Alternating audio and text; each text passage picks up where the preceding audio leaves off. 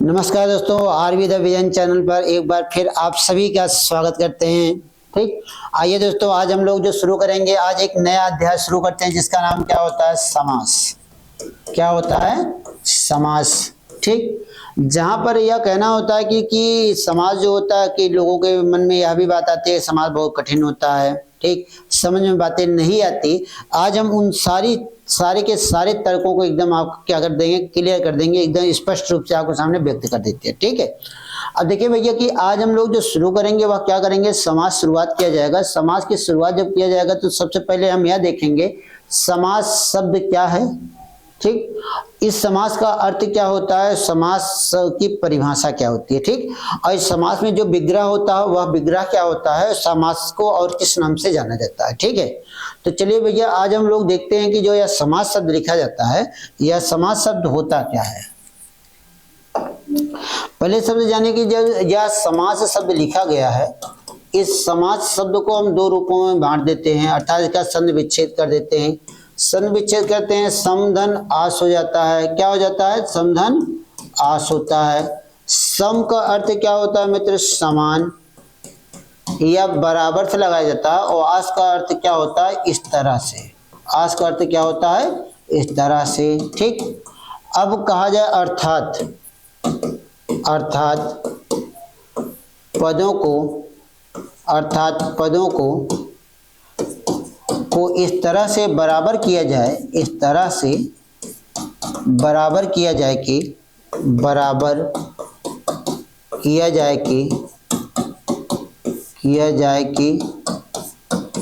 उसका रूप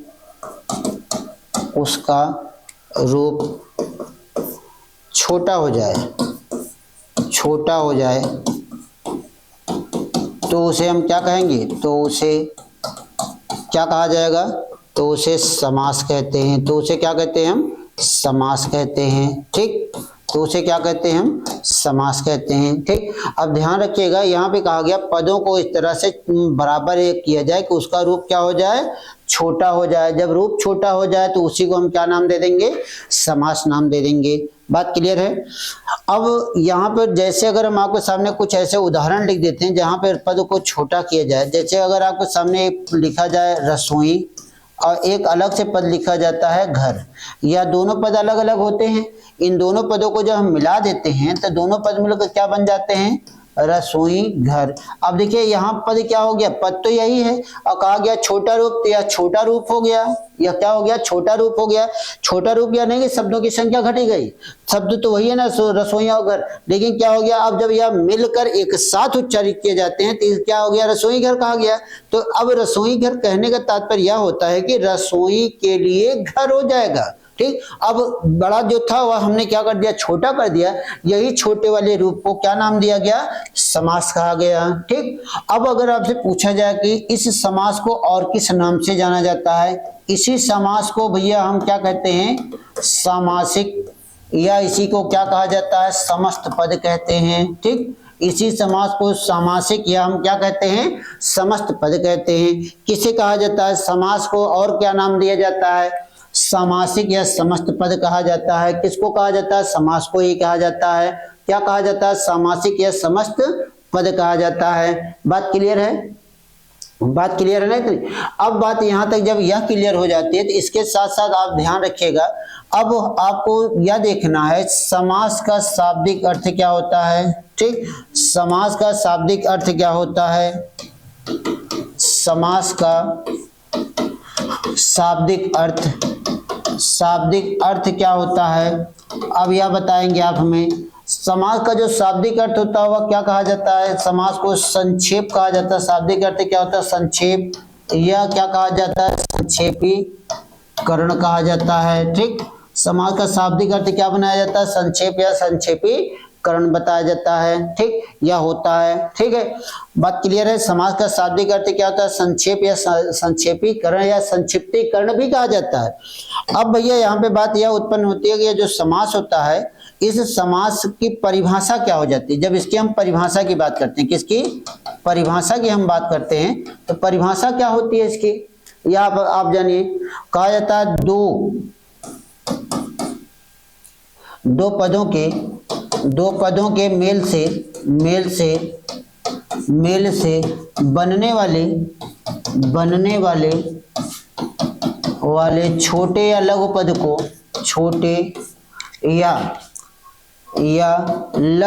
को लघु पद को क्या कहते हैं हम? समास कहते हैं। ठीक, क्या कहते हैं? समास कहते हैं। ठीक, क्लियर है।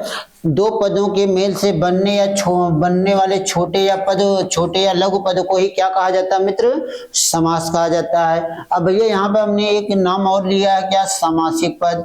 अब अगर आपसे पूछा जाए कि सामासिक पद किसे कहा जाता है, क्या कहा जाता है? सामासिक पद किसे कहा जाता है? यह भी आप ध्यान से सुनिएगा। जब आपसे बात आती है किसकी? सामासिक पद की बात आती है, तो सामासिक पद किसे कहा जाता है? सामासिक पद हम किसे कहते हैं? कहा जाता है समास के नियमों से। किसके? समास के नियमों से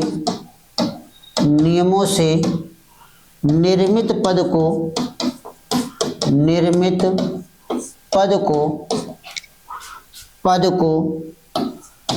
सामासिक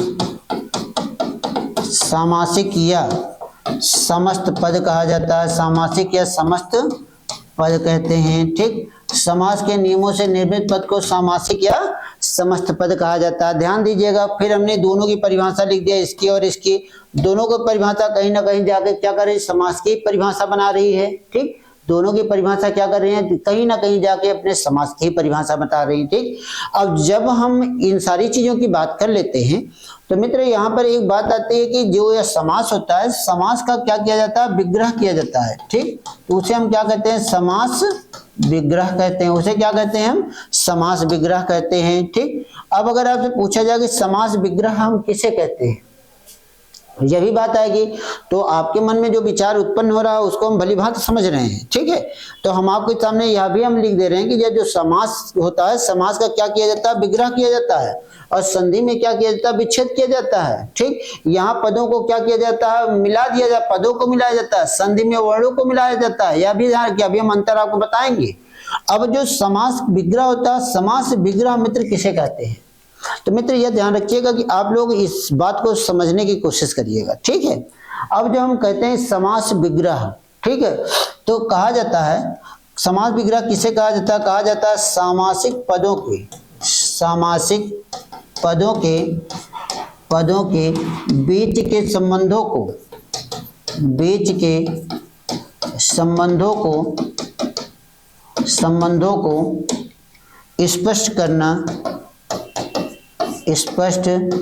करना समास विग्रह, या इसी को एक नाम दिया जाता है व्यास कहलाता है। ठीक, समास विग्रह या व्यास कहलाता है। ठीक, क्या कहलाता है? समास विग्रह या व्यास कहलाता है। ठीक, मतलब विग्रह को और एक नाम क्या दिया जाता है? व्यास भी कहा जाता है। समास का अगर मान लो कि समास का विलोम शब्द आपसे पूछा जाए, इसका विलोम शब्द क्या होगा, तो समास का विलोम शब्द क्या होगा? क्या हो जाएगा? व्यास हो जाएगा। समास का विलोम शब्द क्या होगा मित्र? व्यास हो जाएगा। बात क्लियर है इतनी? जब हमारी आपकी बात इतनी क्लियर हो जाती है तो हम इसके आगे के पदों में चलते हैं कि इसके आगे क्या कहा जाता है, कि इसके आगे अगर हम देखते हैं तो आगे क्या होता है यह देखा जाए। अब ध्यान रखिए, हमने आपको समास बता दिया, समास की परिभाषा बता दिया, समास विग्रह के बारे में बता दिया। ठीक है, अब अगर आपसे यह पूछा जाए कि समास की रचना में कितने पद होते हैं, तो कहा जाता है सामासिक रचना में कितने पद होते हैं? 2 पद होते हैं मित्र, 2 पद होते हैं। ठीक, जब 2 पद होते हैं तो 2 पद कौन कौन से होते हैं? एक पद को क्या नाम दिया जाता है? पूर्व पद कहा जाता है। क्या कहा जाता है? पूर्व पद। दूसरे पद को क्या कहा जाता है? उत्तर पद कहा जाता है। क्या कहा जाता है? उत्तर पद। अब देखिए, जब यहाँ पे हमने यह बात कह दी कि समासिक रचना में कितने पद होते हैं, सिर्फ और सिर्फ 2 पद होते हैं। ठीक है, 2 पद कौन कौन से होते हैं यह आप जानिएगा। समासिक रचना में क्या हो गया? एक क्या हो गया? पूर्व पद हो गया, दूसरा क्या हो गया? उत्तर पद हो गया। यही 2 पद होते हैं। अब देखिए, जो पूर्व पद होता है मित्र, वो पूर्व पद जैसे कि अगर आप जनरली शब्दों में जानते हैं, सामान्य शब्दों में कहा जाए तो यह क्या हो जाता है? पहला, या इसी को क्या कहा जाता है? प्रथम पद कहा जाता है। ठीक, अब जो दूसरा व उत्तर पद होता है इसे दूसरा या और क्या नाम दिया जाता है? अंतिम पद कहा जाता है। अंतिम पद कहा जाता है। ठीक, दूसरा या अंतिम पद कहा जाता है। ठीक है, क्लियर है। अब यह जो समास होता है कि इसमें पूर्व पद क्या हो जाता है, प्रथम हो जाता है, उत्तर पद को दूसरा या अंतिम पद कहा जाता है। इतनी बात समझ में आई? अभी कहाँ समझ में आई होगी, अब आप समझिएगा। जैसे अगर आपको सामने एक शब्द लिख दिया जाए चरण कमल, क्या लिखा जाए, चरण कमल। चरण कमल किसे कहते हैं? अब चरण कमल में क्या हो गया, कहा जाता कमल के समान चरण, कमल के समान क्या हो गया, चरण, समान क्या हो जाता है, चरण। ठीक, किसके समान, कमल के समान, कमल के समान क्या हो जाता है, चरण हो गया। अब देखिए भैया इसमें पूर्व पद क्या हो जाएगा, अगर हम इस पद में देखते हैं, यहाँ पद में सामासिक पद में देखते हैं तो यह जो चरण शब्द होता है, इस चरण शब्द को क्या नाम दिया जाता है, पूर्व पद, और कमल शब्द को क्या नाम दिया जाता है, उत्तर पद। ठीक, क्लियर है। अब चरण के समान कमल की बात कही, कमल के समान चरण की बात कही गई, तो यहाँ पे यह कमल क्या हो जाएगा, यह क्या हो जाएगा, पूर्व हो जाएगा, और चरण क्या हो जाएगा, उत्तर हो जाएगा। विग्रह करने में देखिए उत्तर पद प्रधान हो रहा है कि कमल प्रधान हो रहा है, कमल से तुलना किया जा रहा है ना, तो कमल से तुलना किसकी किया जा रहा है, चरण की किया जा रहा है, तो जो इसकी किया जाएगा वही महान होगा। ठीक, तो अब यहाँ पे क्या हो गया, चरण हो गया, उत्तर पद, और कमल क्या हो गया, पूर्व पद, यहाँ पे क्या हुआ, यह हो गया। अब जैसे अगर आपसे बहुत सारे शब्द हैं, जैसे कह दिया जाए यथा संभव, क्या कहा जाए, यथा संभव कहा जाए। अब यहाँ यथा क्या हो गया, पूर्व पद, पूर्व पद क्या हो गया, पूर्व पद क्या हो गया, प्रधान हो गया, संभव मतलब उत्तर पद हो गया, तो उत्तर मतलब क्या हो गया, अप्रधान हो गया। तो इस तरह से क्या करते हैं, पूर्व और उत्तर पद की जांच कर लेते हैं। बात क्लियर हो गई। अब बात यहाँ तक स्पष्ट रूप से हमने आपको दिया कि यह बात आपको क्लियर एकदम समझ में आ जाए। अब आप इससे तो समझ गए होंगे ना कौन सा पूर्व पद होगा, कौन सा उत्तर पद होगा, है ना, बात क्लियर है। अब ये यहाँ पर हम यह देखते हैं कि अब यह पूर्व पद और उत्तर पद की हम बात जब जान लेते हैं तो आपको एक बात यह बताई जाती है कि समास के, हिंदी में समास के भेद कितने होते हैं। ठीक, कि कहाँ पर हिंदी में समास के भेद कितने होते हैं, यह बात आती है। अब हम यहीं से आगे बढ़ाते हैं। ठीक है, अगर कहा जाए हिंदी में समास के कितने भेद होते हैं,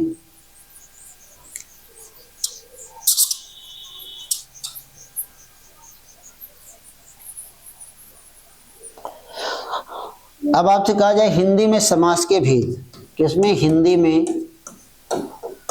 में समास के भेद, समास के भेद, हिंदी में समास के भैया भेद कितने होते हैं, 6 होते हैं। कितने होते हैं, 6 होते हैं। ठीक, हिंदी में समास के कितने भेद होते हैं, 6 भेद होते हैं। ठीक, 6 भेद होता है। ठीक है, हिंदी में समास के कितने भेद होते हैं, 6 भेद होते हैं। बात क्लियर है। अब यह जो हमने यह बताया कि हिंदी में समास के कितने भेद होते हैं, 6 भेद होते हैं, तो इन सब के नाम आप देखिएगा। इन सब के नाम में सबसे पहले एक आता है क्या, अव्ययी भाव समास। ठीक, कौन सा, अव्ययी भाव समास की हम बात करते हैं। ठीक है, उसके बाद फिर दूसरे नंबर में क्या आ जाता है, दूसरे नंबर में क्या आ जाता है, तत्पुरुष समास की हम बात कर लेते हैं। किसकी बात करते हैं, तत्पुरुष समास की। नंबर 3 पे क्या हो जाता है, नंबर 3 पे एक समास आता है, कर्मधारय समास आता है। क्या आता है, कर्मधारय समास आ जाता है। ठीक, और नंबर 4 पे क्या आ जाता है, नंबर 4 पे एक समास आता है जिसका नाम क्या होता है, द्विगु समास हो जाता है। ठीक, और नंबर 5 पे मित्र क्या हो जाता है, नंबर 5 पे एक समास आता है जिसका नाम क्या होता है, द्वंद्व समास हो जाता है। नंबर 6 पे एक आता है समास जिसका नाम क्या हो जाता है, बहुव्रीहि समास हो जाता है। क्या हो जाता है, बहुव्रीहि समास हो जाता है। तो कितने भेद हो गए, यहाँ पर 6 भेद हो गए। तो हमने आपको कहा कि समास की, हिंदी में समास के कितने भेद होते हैं, 6 भेद। जब भी कभी आपसे हिंदी में पूछा जाए कि हिंदी में समास के कितने भेद होते हैं, तो हिंदी में समास के कितने भेद होते हैं, हिंदी में समास के कितने भेद होते हैं, 6 भेद होते हैं। ठीक, अब यह जो 6 भेद होता है, 6 भेद हो गया। अब 6 भेद के अलावा अगर आपसे कभी यह पूछ लिया जाए, क्या पूछा जाए, अगर आपसे कह दिया जाए पदों की, क्या कहा जाए, पदों की प्रधानता के आधार पर, प्रधानता के आधार पर समास के, अब पदों की प्रधानता के आधार पर समास के भैया कितने भेद हो जाते हैं। अब यहाँ पे एक बात और आ गई, हमने तो यहाँ पे आपको बता दिया समास की, हिंदी में समास के कितने भेद होते हैं, 6 भेद होते हैं। अब बात यहाँ पे पूछी गई पदों की प्रधानता के आधार पर समास के कितने भेद होते हैं मित्र, 4 भेद होते हैं। पदों की प्रधानता के आधार पर समास के कितने भेद होते हैं मित्र, 4 भेद होते हैं। और जो 4 भेद होते हैं कौन कौन से होते हैं। सबसे पहले इसमें एक समास आता है जिसका नाम क्या होता है, अव्ययी भाव समास होता है। फिर दूसरे नंबर में एक आता है जिसका नाम क्या होता है, तत्पुरुष समास होता है, ठीक। फिर तीसरे नंबर में एक भेद आता है जिसका नाम क्या हो जाता है, द्वंद्व समास हो जाता है। क्या नाम होता है, द्वंद्व समास हो जाता है। फिर नंबर 4 पे एक भेद आता है जिसका नाम क्या होता है, बहुव्रीहि समास हो जाता है। क्या हो जाता है, बहुव्रीहि समास हो जाता है, ठीक। क्लियर है। अब यहाँ जो क्या कहा गया, पदों की प्रधानता के आधार पर समास के भेद देखे गए। किसके आधार पर, पदों की प्रधानता के आधार पर समास के भेद देखे गए। अभी तो हमने यह बताया नहीं कि इसमें कौन कौन से, किसमें कौन सा पद प्रधान होता है, कौन सा नहीं प्रधान होता है, ठीक। अब देखिए कि जैसे कि यहाँ पे एक सबसे पहले क्या है, अव्ययी भाव। अव्ययी भाव समास में क्या हो जाता है, इस समास में क्या हो जाता है, पूर्व पद क्या हो जाता है, प्रधान होता है, ठीक। क्या हो जाता है, पूर्व पद प्रधान होता है। तत्पुरुष समास में क्या हो जाता है मित्र, उत्तर पद प्रधान होता है, ठीक। उत्तर पद क्या होता है, प्रधान होता है, ठीक। और द्वंद्व समास में क्या हो जाता है, यह आप बताएंगे। द्वंद्व समास में क्या हो जाता है, द्वंद्व समास में क्या हो जाता है, दोनों पद प्रधान होते हैं। क्या होते हैं, दोनों पद प्रधान होते हैं, ठीक। अब बहुव्रीहि समास में क्या हो जाता है दोस्तों, यह ध्यान रखिएगा, कोई पद प्रधान नहीं होता है, कोई पद प्रधान नहीं होता है। इसमें प्रधान कौन होता है, तीसरा पद प्रधान होता है। कौन सा, तीसरा पद प्रधान होता है, ठीक। इतनी बात समझ में आई हमारी। हमने यहाँ पे क्या कहा कि पदों की प्रधानता के आधार पर समास के कितने भेद होते हैं, 4। तो हमने आपको यहाँ चारों के नाम बताए, और चारों के जब हमने नाम बताया तो चारों के नामों में हमने यह भी आपको बताया कि कौन कहाँ कैसे क्या होता है, ठीक। अब बात यहाँ पर एक आगे की आती है। हमने कहा अव्ययी भाव समास में कौन सा पद प्रधान होता है, पूर्व पद। तत्पुरुष समास में कौन सा पद प्रधान होता है, उत्तर पद। द्वंद्व समास में कौन होते हैं, दोनों पद। बहुव्रीहि समास में क्या हो जाता है, तीसरा पद प्रधान होता है। तो मित्र दोनों को देखिएगा, दोनों में देखिएगा, यहाँ पर यह 2 समास जो आए हैं इनकी चर्चा हमने यहाँ पर नहीं किया है, इनकी चर्चा यहाँ पर नहीं किया गया है। जब इनकी चर्चा नहीं किया गया तो ऐसा क्यों किया गया कि इनकी चर्चा नहीं की गई। तो ध्यान रखिएगा कि जब हम मूल समास की बात करते हैं तो मूल समास हमारे पास कितने होते हैं, मूल समास की अगर आपसे कभी बात कही जाए तो मूल समास कितने होते हैं, यही 4 होते हैं, ठीक। मूल समास क्या होते हैं, यही 4 होते हैं। इन्हीं चारों के आधारित क्या हो जाता है, आगे बढ़ता है। लेकिन यहाँ जो कर्मधारय और द्विगु समास आया है, क्या आया है, कर्मधारय और द्विगु समास आया है। कौन कौन सा आया है, एक कर्मधारय आया है, कर्मधारय, और क्या आया है, द्विगु समास जो आया है। कर्मधारय और द्विगु समास क्या हो जाते हैं, कर्मधारय और द्विगु समास क्या हो जाते हैं, यह तत्पुरुष समास के भेद होते हैं भैया, ठीक। किसके भेद होते हैं, तत्पुरुष समास के भेद होते हैं, कि क्या होते हैं, भेद होते हैं, ठीक। तत्पुरुष समास के भेद कौन कौन से होते हैं, कर्मधारय और द्विगु समास होता है। इसीलिए देखिए कर्म यहाँ तत्पुरुष अकेले लिखा गया लेकिन कर्मधारय और द्विगु नहीं लिखा गया। तो यह ध्यान रखिए कर्मधारय और द्विगु समास क्या हो जाता है, तत्पुरुष समास के भेद होते हैं। बाकी मूल समास कितने होते हैं, यही 4 होते हैं, ठीक। मूल समास क्या होते हैं, यही 4 होते हैं, ठीक। मूल समास की अगर हम बात करते हैं तो मूल समास क्या हो जाते हैं, यही 4 होते हैं। इसके अलावा हमारे पास मूल समास कोई नहीं होता है, ठीक। बात क्लियर है यहाँ तक। अब यहाँ तक जब हम बात कर लिए तो एक बार फिर आप इसको देख लीजिएगा। जैसे हमने आपसे एक समास की परिभाषा आपको हमने बताई थी, हमने आपको यहाँ पे यह बताया कि समास का शाब्दिक अर्थ क्या होता है, संक्षेप होता है, क्या संक्षिप्तीकरण होता है। 2 पदों के मेल से बने छोटे या लघु पद को क्या कहा जाता है, समास कहा जाता है। लेकिन जब बात आई सामासिक पद की तो क्या कहा गया, समास के नियमों से निर्मित पद को क्या कहा जाता है, सामासिक पद कहा जाता है। लेकिन फिर बात किसकी है, विग्रह की। सामासिक पदों के बीच के संबंधों को स्पष्ट करना ही क्या कहलाएगा, समास विग्रह या व्यास कहलाएगा। फिर हमने आपको यहाँ बताया समास का शाब्दिक विलोम शब्द क्या होता है, व्यास होता है। ठीक, समास का विलोम शब्द क्या होता है मित्र? व्यास होता है। बात क्लियर हो गई? इतनी बात क्लियर है। अब जब इतनी बातें क्लियर हो गई हैं तो हम इसके आगे बढ़ते हैं। तो अब हम आते कहाँ पर हैं? समास के भेदों पर। ठीक, अब जब हम समास के भेदों की हम चर्चा करते हैं भैया, किसकी बात करते हैं? समास के भेदों की चर्चा करते हैं। तो उसमें क्या हो जाता है, अगर पूछा जाए कि हिंदी में समास के कितने भेद होते हैं, तो आप उत्तर क्या देंगे? हिंदी में समास के कितने भेद होते हैं? 6 भेद होते हैं। कितने भेद होते हैं? 6 भेद होते हैं। ठीक, हिंदी में समास के कितने भेद होते हैं? 6 भेद होते हैं। अब जब 6 भेद हो गए तो 6 भेदों में हमने अव्ययी भाव समास लिया, तत्पुरुष समास लिया, कर्मधारय लिया, द्विगु लिया, द्वंद्व लिया और बहुव्रीहि लिया। लेकिन जब पदों की प्रधानता के आधार की बात होती है, तो पदों की प्रधानता के आधार पर समास के कितने भेद होते हैं? 4। तो 4 में यही 4 आया। कौन कौन से? अव्ययी भाव, तत्पुरुष, द्वंद्व और बहुव्रीहि समास आया। 4 भेद हो गए। बात क्लियर हो गई ना? अब यहाँ पर कर्म, हमने यह भी बताया कर्मधारय और द्विगु समास क्या हो जाते हैं? तत्पुरुष समास के भेद होते हैं। इसलिए यह मूल समासों के साथ इनके कहीं से कोई वर्णन नहीं मिलता है। इनका केवल और केवल हिंदी में समासों के वर्णन के रूप में मिलते हैं। ठीक, किसके रूप में? हिंदी में समास के वर्णन के रूप में मिलते हैं।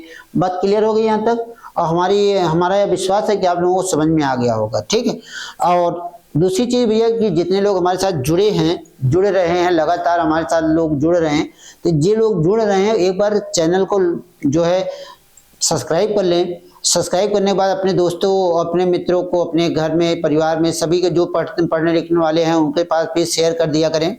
जिससे क्या हो जाए, जितने लोग, जितनी जनसंख्या उतने ही जोश।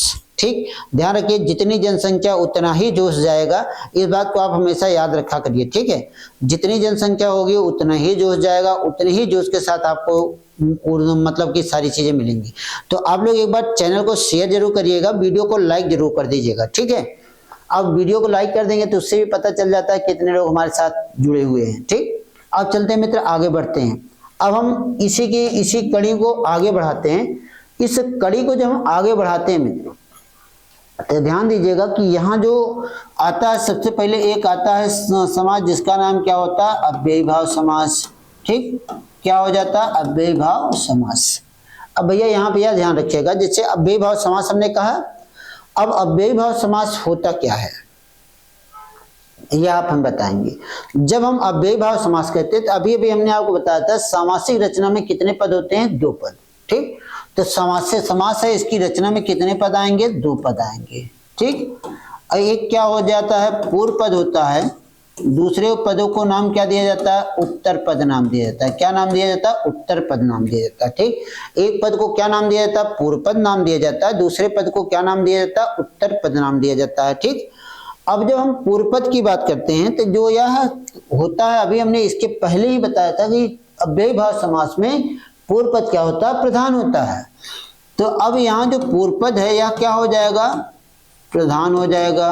ठीक, और जो उत्तर पद होगा वह क्या हो जाएगा? गौड़ हो जाएगा, जिसे सामासिक भाषा में क्या गौड़ कहा जाता है। अगर वैसे हम जानते हैं तो क्या कहा जाएगा? इसे अप्रधान कहा जाएगा। क्या कहा जाएगा? अप्रधान कहा जाएगा।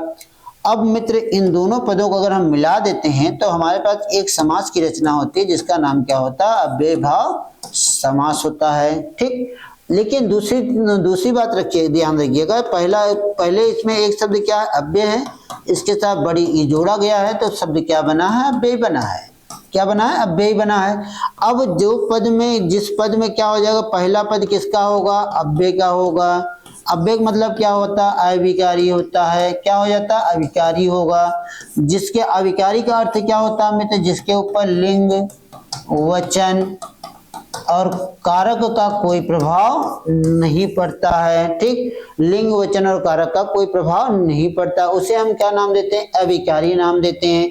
अब यहाँ जो पहला पद हुआ क्या? अव्यय है। अव्यय को क्या नाम दिया जाता है? अविकारी नाम दिया जाता है। ध्यान से सुनिएगा, अव्यय को क्या नाम दिया जाता है? अविकारी नाम दिया जाता है। तो अब आप यह ध्यान रखिएगा, ऐसा पद जिनका कोई खर्च ना हो उसी को हम क्या कहेंगे? ऐसे पदों के साथ जो शब्द बनकर आएंगे उसी को हम क्या कह देंगे? अव्ययी भाव समास कह देंगे। लेकिन यह ध्यान रखिएगा मित्र, यहाँ जो पहला पद होता है अव्यय होता है। पहला पद क्या होता है? अव्यय होता है। ये अव्यय होने के साथ साथ यह क्या हो जाता है? उपसर्ग भी होता है। क्या हो जाता है? उपसर्ग होता है। और अव्यय होता है। आप सरल शब्दों में ध्यान रखिएगा, जैसे कहा जाए कि प्रथम पद क्या होता है, प्रधान होता है। प्रधान होने के साथ साथ क्या हो जाता है, या अव्यय के अर्थ की प्रधानता रखता है। और यही पद क्या होता है, उपसर्ग के रूप में दिखाई देता है। जब उपसर्ग के रूप में दिखाई देगा तो अंतिम वाला जो पद होगा वह कहीं ना कहीं संज्ञा को दर्शाएगा या संज्ञा होगा, तब दोनों मिलकर क्या बना देंगे भैया, अव्ययी भाव समास बना देंगे। ठीक, अब यहाँ पर यह बना दिया ना अव्ययी भाव समास। अब यह बनाए कैसे, यह भी ध्यान रखिएगा।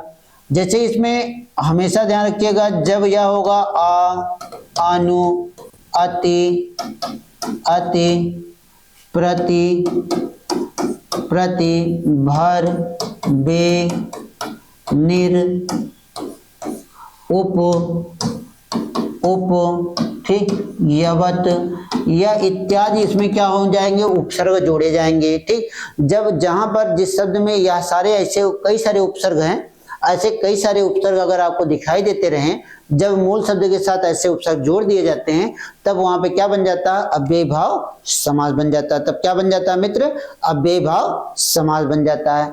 अब जैसे कि अगर हम एक सामने लिख देते हैं क्या लिखते हैं, आजन्म लिख देते हैं। अब देखिए कि यहाँ जन्म मूल शब्द है, इसके साथ क्या लगा है, आ उपसर्ग के रूप में लगा है।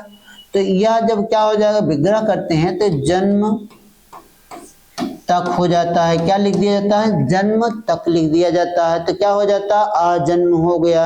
अब यहाँ आ का आ क्या है, एक उपसर्ग के रूप में आया है। किसके रूप में आया मित्र, उपसर्ग के रूप में आया है।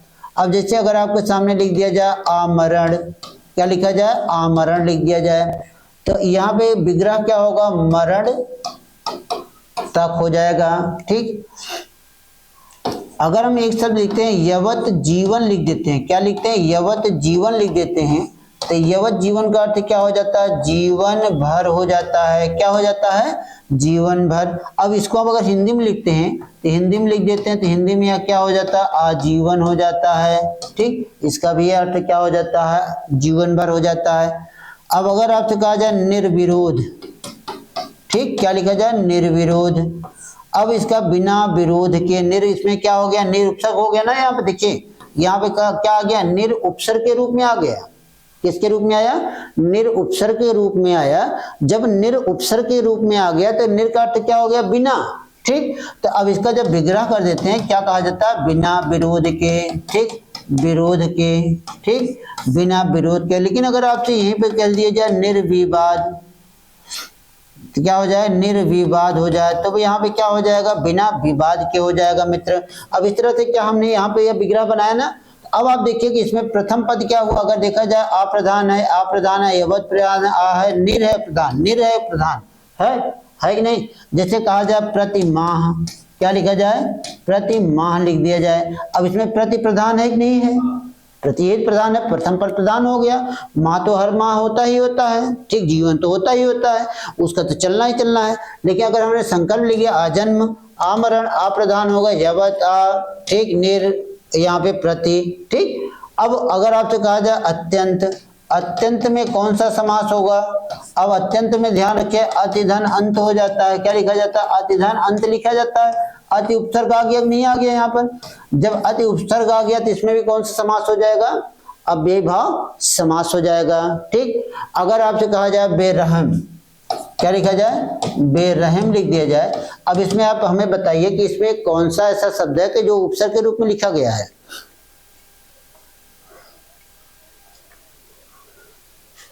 बताइए। अब आप देखिए इसमें क्या लिखा गया भैया, यहाँ पर बे लिखा गया, बे उपसर्ग है ना, तो क्या हो गया, बेरहम हो गया। अगर आपसे कहा जाए भरपेट, अभी भरपेट कहा गया तो इसमें भर उपसर्ग आ गया, आया कि नहीं आया। तो भरपेट में क्या आ गया, भर उपसर्ग आ जाने की वजह से इस सब में कौन सा हो जाता है, अव्ययी भाव समास बन जाता है। मित्र बात क्लियर है। इन सारे पदों के रूप में चलकर हम देखते हैं तो इन सारे पदों के साथ क्या बन जाता है, हमारा अव्ययी भाव समास बन जाता है। जब अव्ययी भाव समास इतना बन जाता है, इतने पदों की हम रचना करना सीख जाते हैं, तब हम अव्ययी भाव समास के निर्माण में हम एक दूसरे पद की रचना करना सीखते हैं। किसकी, एक दूसरे पद की रचना करना सीखते हैं। दूसरे पद की जब हम रचना करते हैं तो दूसरे पदों की रचना करने में क्या आता है, यह ध्यान रखिएगा। ठीक, और दूसरे पद की हम रचना करते हैं। चलिए, अब कहा जाता है अव्ययी भाव समास में, किसमें? अव्ययी भाव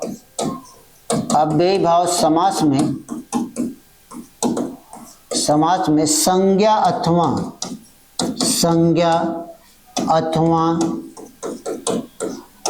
अव्यय के पदों की क्या पाया जाता है? पुनरुक्ति पाई जाती है। क्या पाई जाती है? पुनरुक्ति। ठीक, पुनरुक्ति मतलब क्या हो जाता है? एक ही शब्द दो बार आता है, पाई जाती है। ठीक, अब किसकी पाई जाती है मित्र? यह भी ध्यान रखिएगा, संज्ञा अथवा अव्यय के पदों की क्या पाई जाती है? पुनरुक्ति पाई जाती है। जब संज्ञा अथवा अव्यय के पदों की क्या पाई जाएगी? पुनरुक्ति पाई जाएगी, तब वहां पे क्या, कौन सा समास हो जाएगा? अव्ययी भाव समास बन जाएगा। अब मित्र यहाँ देखिए यह होता कैसे है, यह भी आप देखिएगा। जब हमने कहा कि संज्ञा अथवा अव्यय के पदों की क्या पाई जाएगी? पुनरुक्ति पाई जाएगी। तो जैसे अगर आपके सामने एक शब्द लिखा जाए, कहा जाए हाथ। अब देखिए कि यहाँ दो पद है, दोनों पद कहाँ से लिए गए हैं मित्र? संज्ञा से लिए गए। कहाँ से लिए गए हैं? संज्ञा से लिए गए हैं। तो एक ही शब्द का क्या हो रहा है? दो बार लिखा गया ना, दो बार उच्चारण किया, दो बार लिखा गया। अब यह जो हाथ शब्द दिया गया है, इसका जब विग्रह करते हैं तो कहा जाता है हाथ। क्या लिखा जाता है? हाथ की बात हो जाती है। ठीक, तो अब यहाँ पर जो हाथ की बात हो जाती है, तब यहाँ पे कौन सा समास हो जाता है? अव्ययी भाव समास हो जाता है। अगर नहीं मिलता है, ऐसा नहीं दिखाई देता है, इसी पद को हम ऐसे भी पूछ सकते हैं ना, कह देते हैं हाथों हाथ। क्या कहते हैं? हाथों हाथ कह देते हैं। अब हाथों हाथ कहे तभी क्या हो गया मित्र? यहाँ संज्ञा के पदों की पुनरुक्ति पाई गई है ना। अब जब संज्ञा के पदों की पुनरुक्ति पाई गई है, तब इसमें कौन सा समास हो जाएगा? अव्ययी भाव समास बन जाएगा। क्या बन जाएगा? अव्ययी भाव समास बन जाएगा। अब जैसे भैया कहा जाए रात, क्या कहा जाए? रात में कौन समास होगा? रात में कौन सा समास हो जाएगा? यह आप बताएंगे। ठीक, अब रात में अगर कहा जाए तो रात हो जाएगा। क्या हो जाएगा? रात हो जाएगी। ठीक, अब इसे हम और भी पदों के साथ बदल सकते हैं। हम कह सकते हैं रात कह सकते हैं। ठीक, अब यह भी हो जाएगा। रात में कौन सा समास हो जाएगा? अव्ययी भाव समास। जैसे अगर आपसे कह दिया है दिनानुदिन, क्या लिखा जाए? दिनानुदिन में कौन सा समास होगा? दिनानुदिन मतलब अगर आप इसको इस तरह से भी लिख सकते थे, दिन। यह दोनों पद क्या हैं? संज्ञा के पद हैं, है ना। जब यह दोनों पद क्या हैं? संज्ञा के पद होते हैं, तब भी यहाँ पे क्या हो जाएगा? अव्ययी भाव समास। लेकिन अगर हम कुछ अव्यय के पदों के साथ चलते हैं, जैसे कहा जाए धड़, ठीक, धड़ में क्या होगा? क्या हो जाएगा? कौन समास हो जाएगा? अव्ययी भाव। धड़ की आवाज के साथ। जैसे कहा जाए जल्दी, क्या लिखा जाए? जल्दी में कौन समास हो जाएगा? अव्ययी भाव समास हो जाएगा। ठीक, अगर आपसे कह दिया जाए पल में कौन सा समास होगा? अव्ययी भाव समास होगा। अगर कहा जाए घड़ी में कौन सा समास हो जाएगा? अव्ययी भाव समास हो जाएगा। तो देखिए यह सारे पद किसके पद आ रहे हैं? अव्यय के पद आ रहे हैं। किसके पद आ रहे हैं? अव्यय के पद आ रहे हैं। ठीक, जब अव्यय के पद आ रहे हैं तब भी क्या बना? अव्ययी भाव। लेकिन अव्यय के पदों की क्या पाई जा रही है? पुनरुक्ति पाई जा रही है, अर्थात दोहराया जा रहा होता है। यहाँ संज्ञा के पदों को दोहराए थे, वहां अव्यय के पदों को दोहराया गया था। संज्ञा के पदों में जैसे अगर आपसे कहा जाए कान या कानो कान कहा जाए, तो कौन सा समास हो जाएगा? अगर आपसे कह दिया जाए रातों रात में कौन सा समास हो जाएगा? अव्ययी भाव समास हो जाएगा। हाथों हाथ में कौन समास हो जाएगा? अव्ययी भाव समास हो जाएगा। ठीक, बातों बात में कौन सा समास होगा? अव्ययी भाव समास हो जाएगा। ठीक, लातों लात में कौन सा समास हो जाएगा? जैसे कहा जाए लातों लात में कौन समास हो जाएगा? इस सब में अव्ययी भाव समास हो जाएगा। इन सब में क्या मिल जाएगा? अव्ययी भाव समास मिल जाएगा। जब इन सब में अव्ययी भाव समास मिल जाता है तो यहाँ पर भी क्या हो जाता है? अगर इस तरह का पद आपसे एग्जाम में कभी पूछा जाए, तभी आपको तत्काल वहां पे क्या बताना है? क्या इसमें कौन सा समास है? अव्ययी भाव समास हो जाता है। कौन सा समास हो जाता है? अव्ययी भाव समास हो जाता है। इसके अलावा मित्र यह भी ध्यान रखिएगा,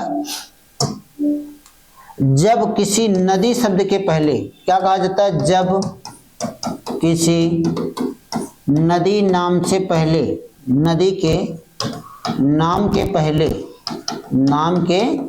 पहले संख्या लगी हो, नदी नाम के पहले संख्या लगे हो, तो उसे हम क्या कहेंगे, तो उसे भी हम क्या कहेंगे, उसे अव्ययी भाव समासी कहा जाएगा। ठीक, तो उसे ही क्या कहा जाएगा, अव्ययी भाव समास कहा जाएगा। ठीक, तो उसे क्या कहा जाएगा मित्र, अव्ययी भाव। जैसे अगर आपसे कह दिया जाए सप्त सिंधु, क्या लिखा जाए, सप्त सिंधु। सप्त सिंधु मतलब क्या हो जाएगा, कौन सा समास हो जाएगा, अव्ययी भाव समास। अब आपके दिमाग में यह भी बात आ रही हो कि यहाँ सप्त मतलब 7 हो जाता है, सिंधु मतलब नदी हो जाती है। तो ध्यान रखिए, जहाँ 7 नदी शब्द के आगे कोई संख्या लगी रहेगी तब वहां पे कौन सा समास बताना है आपको, अव्ययी भाव समास। इसे आप कभी हिंदी में द्विगु समास के साथ नहीं लेके जाएंगे।